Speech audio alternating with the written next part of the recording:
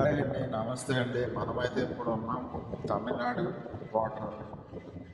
మన వెహికల్ని Tamil Nadu border pass చేయించాల్సి ఉంటుందండి. ఇప్పుడే లైన్లో వాహనాలన్నీ వెళ్తూ ఉన్నాయని మనం కూడా అదే లైన్లో వెళ్తూ ఉన్నాం. చూడండి, అయితే మన బండి అనేది ఆంధ్రాలో టర్న్ మార్జిన్ ఉంటుందంటే ఇది తమిళనాడు మనకి ఎవరు అనమాట.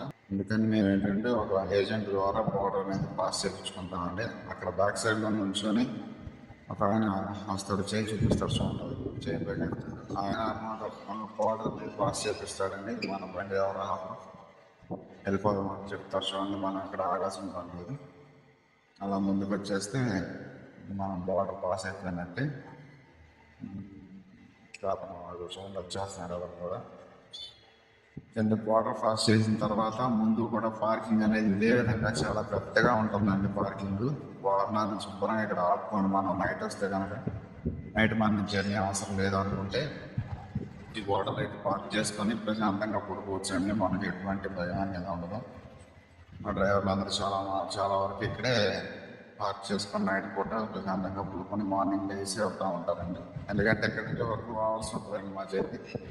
2 అవర్స్లో అన్లోడ్ రీచ్ అయిపోతాం. మార్నింగ్ 7 గంటలకు వెళ్తే 9 గంటలకల్లా కంపెనీలో ఓపెన్ చేసే టయానికి వెళ్ళిపోవచ్చు. ఇక్కడ మనకి ఇబ్బంది ఏమి ఉండదు. అందుకని మేము ఏం చేస్తామంటే అయితే బార్డర్కి ముందే ఆపుకుంటాం, లేదంటే నైట్ పూట వచ్చేసి బార్డర్లో పాస్ చేయించుకొని అతను 10-12 గంటల వరకు వస్తాడండి. మళ్ళీ ఆ తర్వాత అనేది రాలేడు, ఎందుకంటే అతను కొంచెం దూరం నుంచి రావాల్సి ఉంటుంది.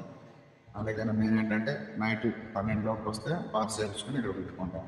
బళ్ళు చూసారు కదా, బళ్ళని బళ్ళు పార్క్ చేసి ఈ విధంగా ఇలాంటి ట్రైలర్లు పెద్ద పెద్ద బళ్ళు చాలా బళ్ళు ఒక 500 బళ్ళు వరకు పార్క్ చేసి అంత పెద్దగా ఉంటుంది. మనమైతే బోర్డర్ పాస్ చేసాం. ఇప్పుడు ఇంకా అతనికి అమౌంట్ అది సెటిల్ చేసి మనం అక్కడ నుంచి బయలుదేరాల్సి ఉంటుంది. అతను వస్తాడండి, బండి ఇక్కడ రాట్లేము. అతను వస్తే